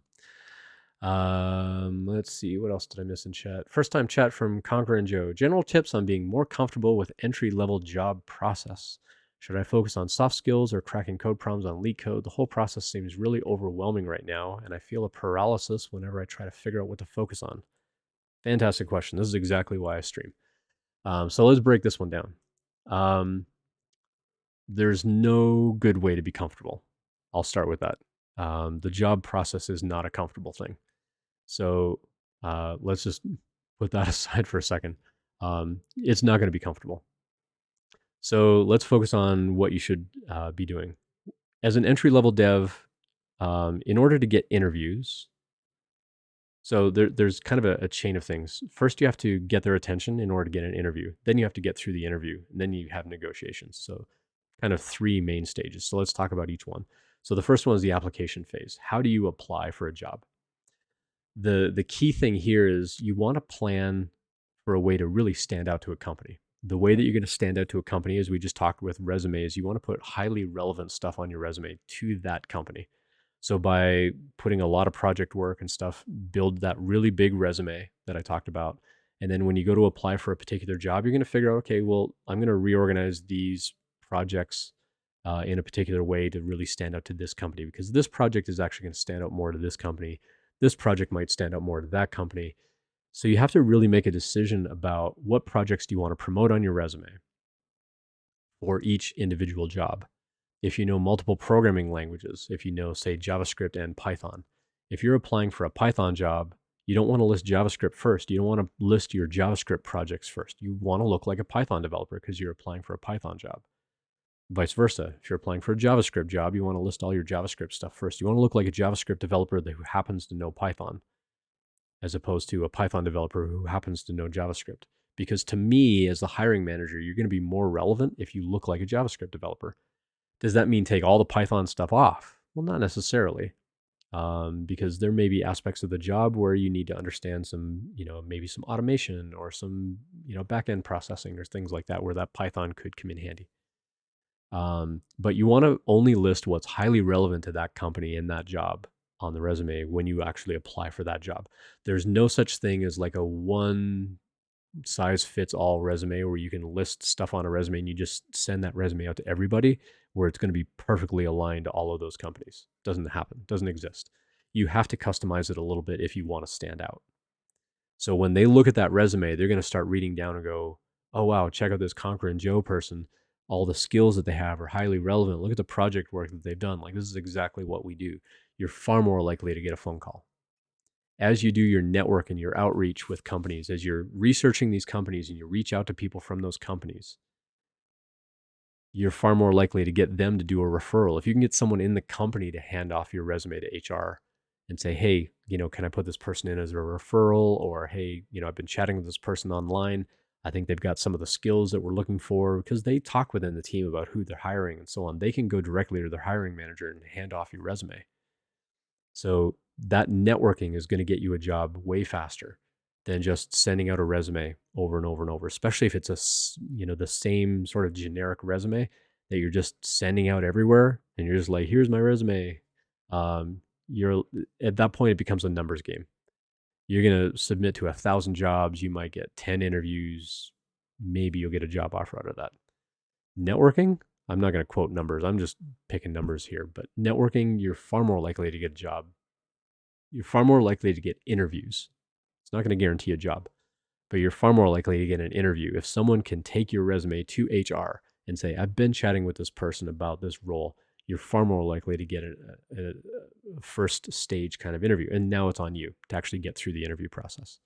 So that would be the first thing, is how do you prepare?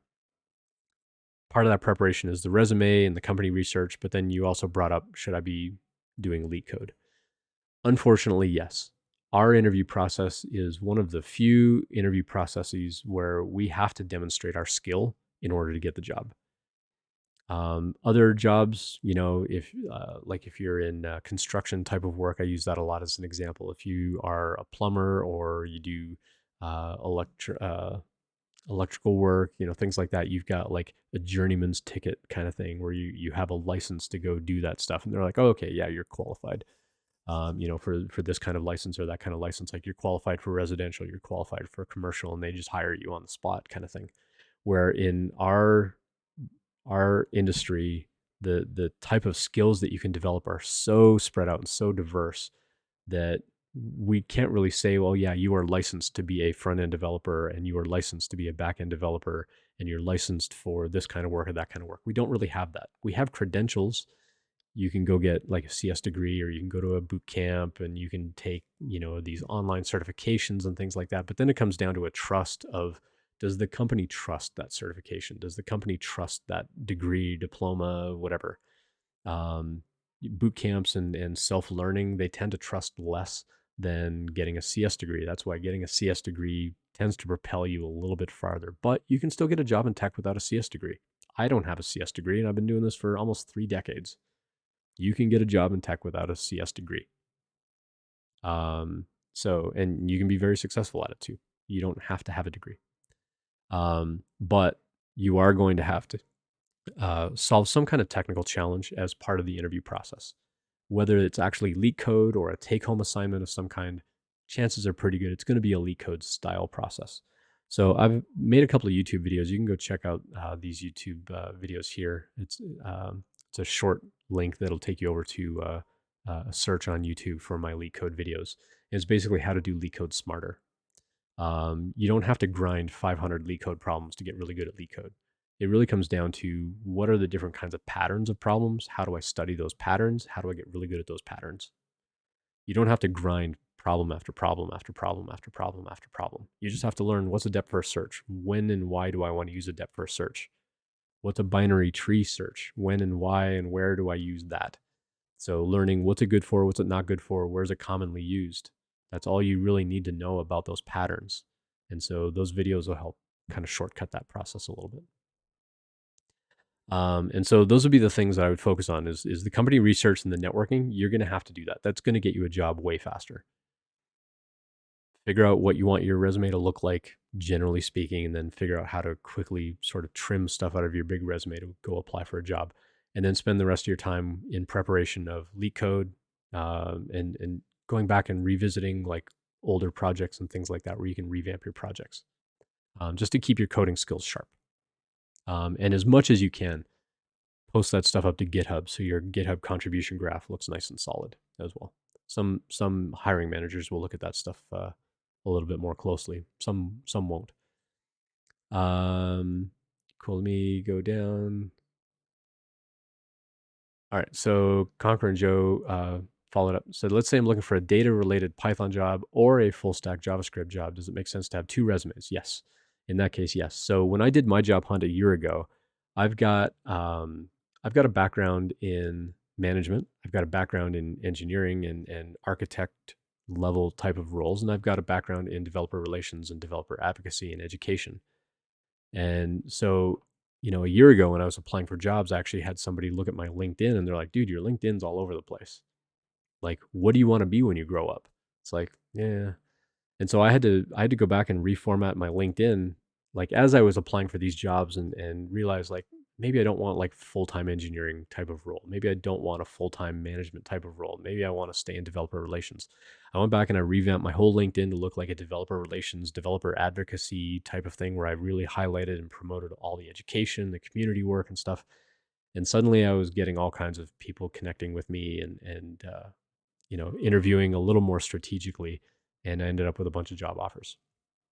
So you have to be focused on that. But I basically did have three resumes. I had a management resume, an engineering resume, and a developer relations resume.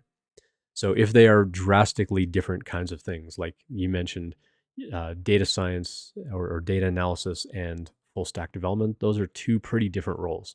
So in that case, yeah, I would take that really long resume, and you can kind of I, I you could make two long form resumes out of that. One is a developer and one is data analysis, um, where one of them's promoting more of your Python work, the other one's promoting more of your JavaScript work.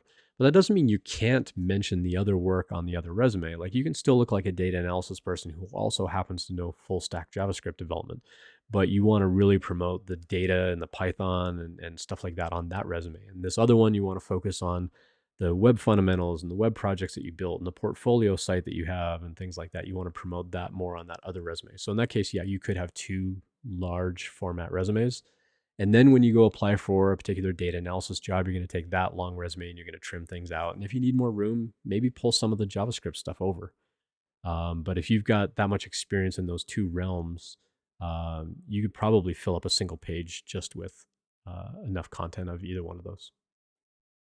Thanks for the question. That's a good question because I faced that myself. Yeah. Gina the Potato, hi. Good to see you in chat as well. Good to see some familiar faces. Haven't seen around in a little while. So we're constantly raising money for fundraisers. Like I said, I'm going to be sending out a survey a little bit later to folks on the channel. And my chatbot, when I'm offline, my chatbot's usually like doing these like thank you to the subscribers and things like that. Like it puts these comments out even while I'm not streaming. The chatbot is still active in chat. You can always come by chat anytime, even if I'm not streaming, and you can send a whisper to the bot and it'll show up in our Discord community as a thread. So if you want to come hang out on Discord with us too, it'll show up in a channel called Anonymous Questions. So anything that you whisper over to the bot and any follow up that you send in that whisper, it's going to start a thread in Discord, and it'll like put all of your follow up in a thread in Discord. But that way, if I'm ever offline and you ask a question, you don't want to connect on Discord, or you don't want to connect on Discord or LinkedIn or Twitter, and you want it to be purely anonymous, you can just send whispers over to the bot, and it'll show up in Discord as an anonymous thread. And then anything else that you send, it'll continue to follow up in a thread for you. Sorry, the bot's going a little crazy every time I say that word. But yeah, you're welcome to come join us over there. So yeah, we are raising money for diversity in tech. That's kind of like an ongoing thing. It's something that's really important to me. And so it's something that we're going to be continually raising money for. If you want to contribute, you're more than welcome to. I do private resume reviews. I also do mock interviews as well on a couple of different platforms. I don't have any chat commands for those yet, but I'm going to. I'm waiting for one of the companies to actually build a landing page based on username, so that when you go to the username, you can see all of my mock interviews and stuff. But when you pay for those mock interviews, all of that actually goes back into this donation thing. So I don't keep any of the money. I don't keep any money that I make as a streamer. If you do !money, it'll take you to a web page on the website, Tech Interview Guide. I've got a whole financial transparency page on there about how much money I make as a streamer and how last year we gave it all away. And so any money that came in from bits, subs, cheers, donations, anything like that, it all went into the Diversity in Tech fundraiser, and I matched all of that money. So I don't keep any money that I make as a streamer.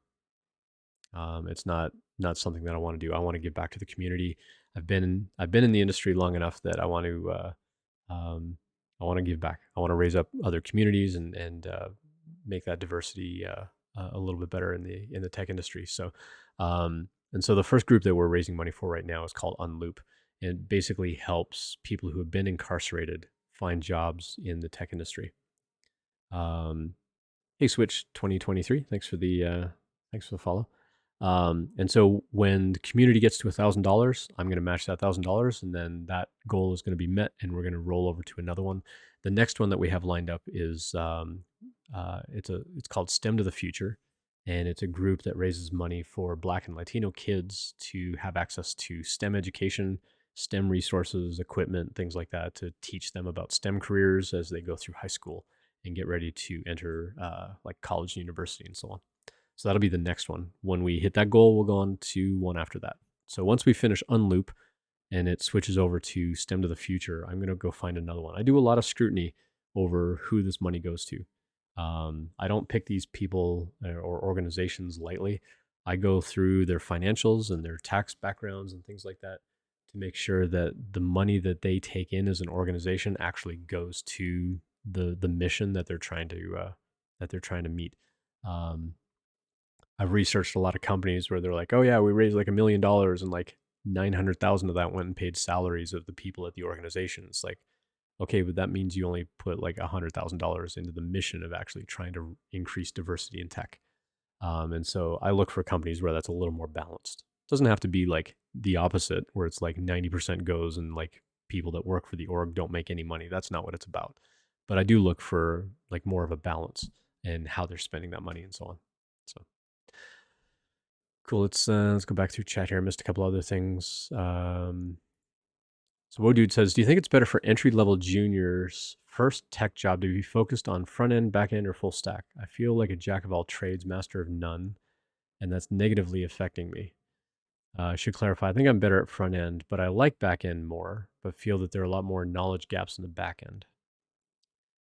So the first thing I'll say is the jack of all trades, master of none is not the full phrase. So jack of all trades is a master of none, but oftentimes better than a master of one, something like that. Like there's a rhyme, but there's a whole second part that most people leave off. So jack of all trades is a master of none, but oftentimes better than a master of one. It's basically like a generalist is going to be better than a specialist in the tech industry, which I agree with a lot. I've spent my career being more of a generalist. I sometimes hesitate to show this on stream because it can be a little bit triggering to people, but I have a Swiss Army knife, and I have it. I just have it here on my desk. I used to carry it around with me everywhere, but I just leave it at home now. But I consider myself to be a Swiss Army knife engineer. I can do a little bit of everything. I can do back end. I can do front end. I'm way better on back end. I'm horrible at front end. Um, but when I think about looking back on my career, I actually was just chatting with one of my kids this week about it. Is being a generalist is oftentimes better than being a specialist, because you're far more likely to find a company who is interested in like a broad amount of experience, even if that experience isn't relatively deep. But in our industry, we still want to be what we call a T-shape engineer. And what that T-shape means is like the breadth of knowledge and your depth of knowledge. And so by being a T-shaped engineer, it means you're going really deep on fewer things. Like this band is really thin, it's really narrow, where the breadth of knowledge tends to be wider. And so, whoa, dude, in your case, where you know a little bit of front end, you know a little bit of back end, and you know a little bit about HTML, you know CSS, maybe you know a little bit about building out an API, you know a little bit about database, but you want to go really deep on one thing or two things. But you don't want to spread yourself too thin and try to go too deep on too many things early in your career. So I would say, as an entry level dev, learning a new language, okay, you want to go learn a new framework, okay, but you have to go really deep on something in order to really attract a company and say, I really know what I'm talking about when I talk about front end development or HTML or this aspect of talking to a database or something like that. You want to go pretty deep on fewer topics. So if you want to focus on a front end job, get into that framework, know that framework inside and out, know all the little tips and gotchas and tricks and workarounds and things like that within that framework. If you want to focus on full stack development, I would say the thing you want to focus on is kind of that middleware component that actually glues together the front end and the back end. You want to focus more on that middleware because you want a good communication layer between the front end and the back end, where you can still build a bit of front end, you can still build a bit of back end, but you're really going to focus on what we call middleware in between.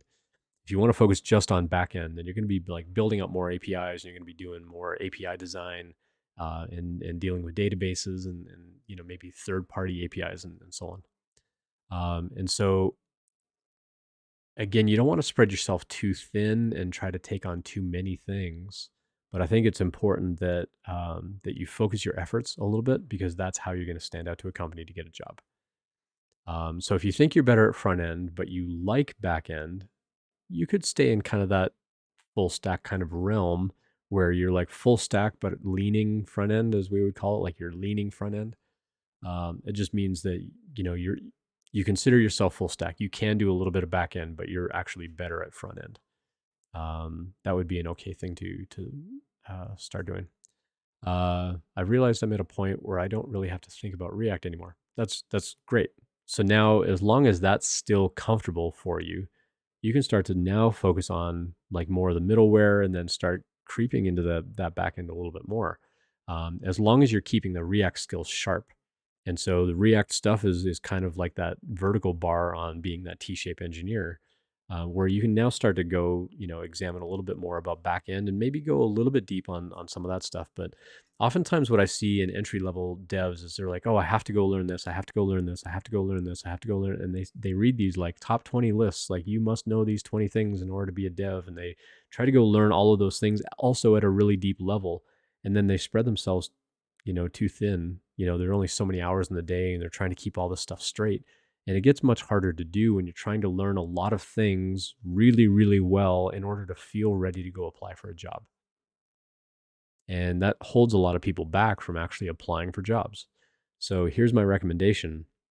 Go deep on one or two things. You can still have a breadth of knowledge, but don't keep increasing your breadth of knowledge at the expense of the depth of knowledge in things. So focus on that depth of knowledge on a couple of things. So React really well. Maybe go learn one other thing really well, like maybe some of that database access. Go learn that really well with React, but keep your React skills sharp. And then try not to focus too much on the breadth of knowledge right now. You just need to get a job in tech. So whatever that's going to take, however you're going to sort of focus that effort to really attract yourself to a company, that's what you want to do.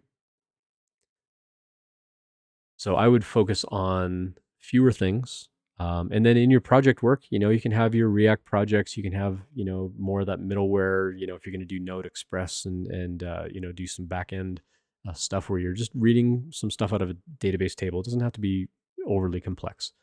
But if you can learn how to do joins in a database table, like that's probably the extent that anybody would expect of a junior engineer, is knowing enough SQL to go talk to a relational table to join some data. Like go get a list of people and addresses where people can have many addresses. How do I join that so that I can build like an address book or something like that? Go build that as a little project for focusing on back end side of things, and then connect to it from React and figure out how you would sort of pair those together. Um, that might make for a good project because it demonstrates all of those skills as a full stack developer. Then you've got a front end component, you've got a back end component, and they know how to communicate.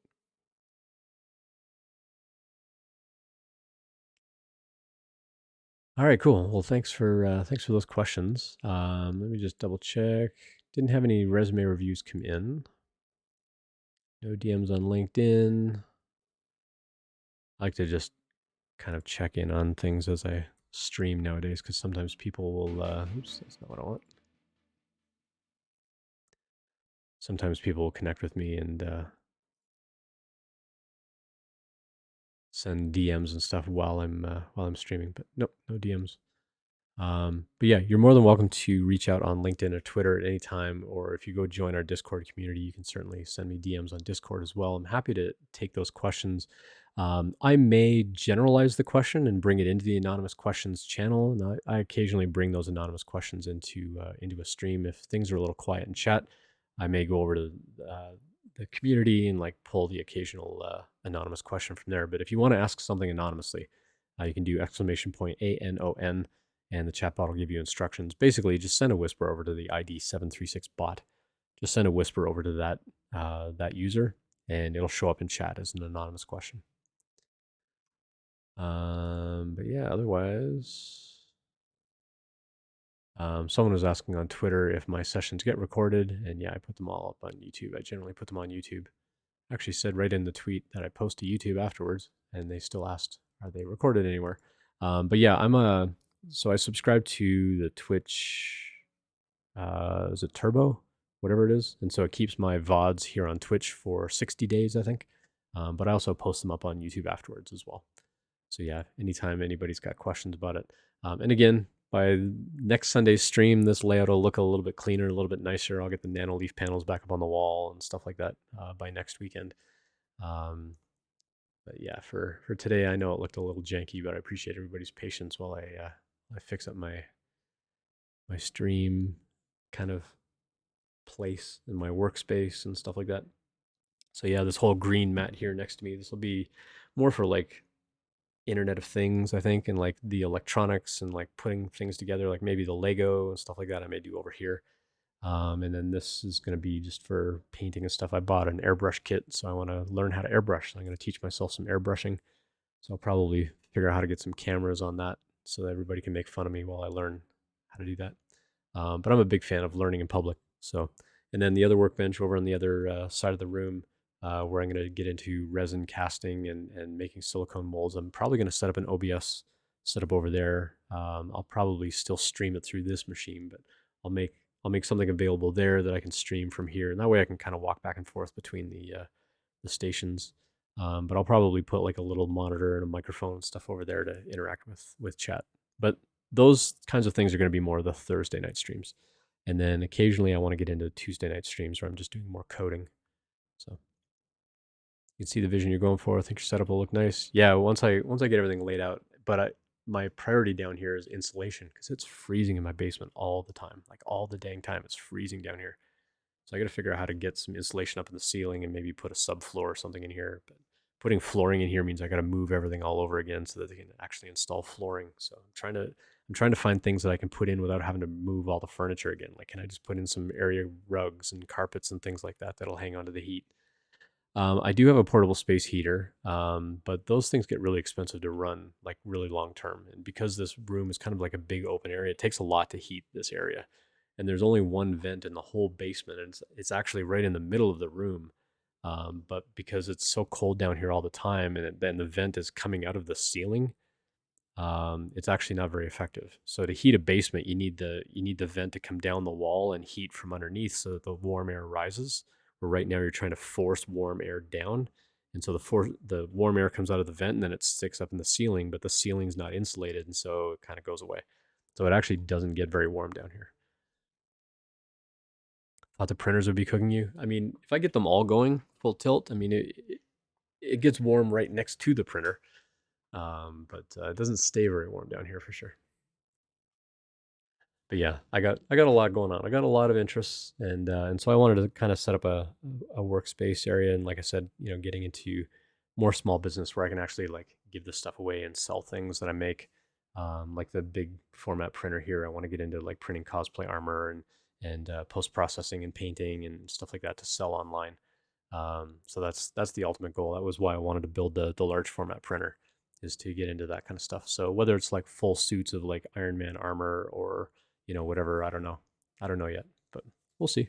Not in a huge hurry for that yet. Got a lot of time to figure that out, but I got to get this printer up and working first. It starts prints okay, and then it starts to fail. I think it's a tension with the filament getting into the printer, so I need to work that out a little bit more. But good times, good times. So yeah, any other questions about interview prep, career prep? I'm happy to take questions anytime. I was looking at a full suit of Iron Man with electronics. Yeah, I mean the electronics starts getting really expensive if you're making like the face mask that goes up, like buying all the little motors and stuff. But you can actually make the helmets where it's just like little magnets that like clip the face plate on. You know, you clip a thing on the back and then it comes off in like three pieces, kind of thing. So I'm looking at more of those style helmets, or like the one that I'm going to make for GBAV that came by Chad is just it's literally just a like a clone trooper helmet that you just fit over your head, and it's got like a you know just a plain uh, you know sort of plastic visor or whatever in it to kind of see through like sunglass lens kind of thing. But yeah, not looking for anything. Not looking for anything too fancy there. But I mean, you know, building a full set of the armor, I mean, it's probably a couple $100 worth of filament, you know, and then you got to go through and spend your time like sanding and polishing and painting and all that kind of stuff. So I can see maybe not 15K, but I can see where the expense would definitely go up on that. But I'm debating like just printing, sanding, and then like selling the parts that someone else can just paint themselves. So you can paint it whatever color you want, but you'll get the parts like sanded and whatever, um, like printed and sanded and you know fitted and whatever. But also taking people's measurements and things like that and making like resizing the armor is going to be a tricky thing to happen. Um, oh, Ozzy had a question. Yeah, let me go back and check. Thanks for pointing that out, Wodu. Let me go have a look. See if I can scroll back.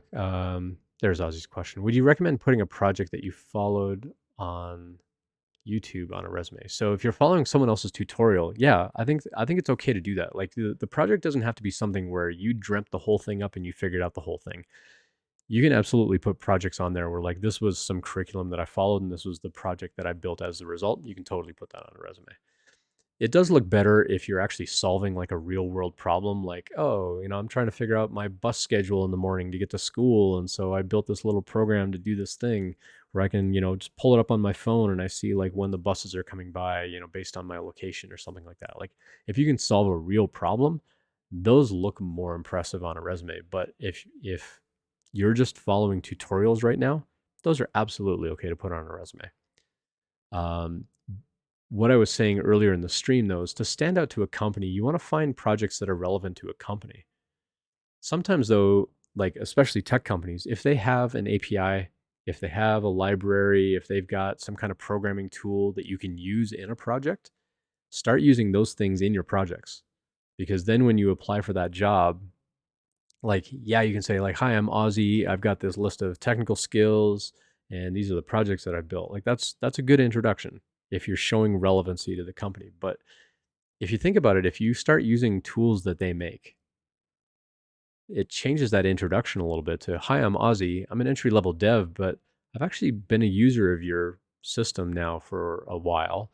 I've built out these projects using your library, and I'm actually really impressed with this. I want to come and be a part of this.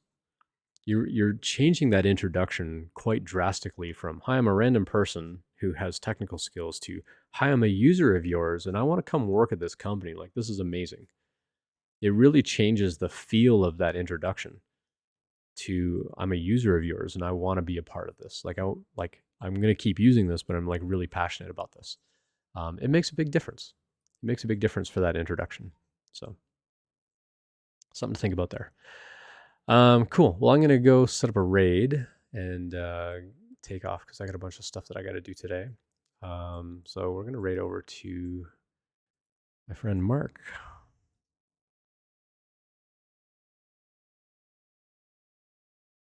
So we're going to go right over to Finite Singularity. I spelled it right. Yep, there it is. So Mark is a really fantastic streamer. He's got amazing like live, interactions and stuff on his stream, but also likes helping people out with job advice. So if you've got questions about career stuff and things like that, absolutely drop some questions from Mark in chat as well. Yeah, we'll see you all. I might stream Tuesday night if I don't have anything going on. I want to get into some coding. I want to work on the website a little bit more. So I'll probably do that Tuesday night if y'all want to check in on the stream.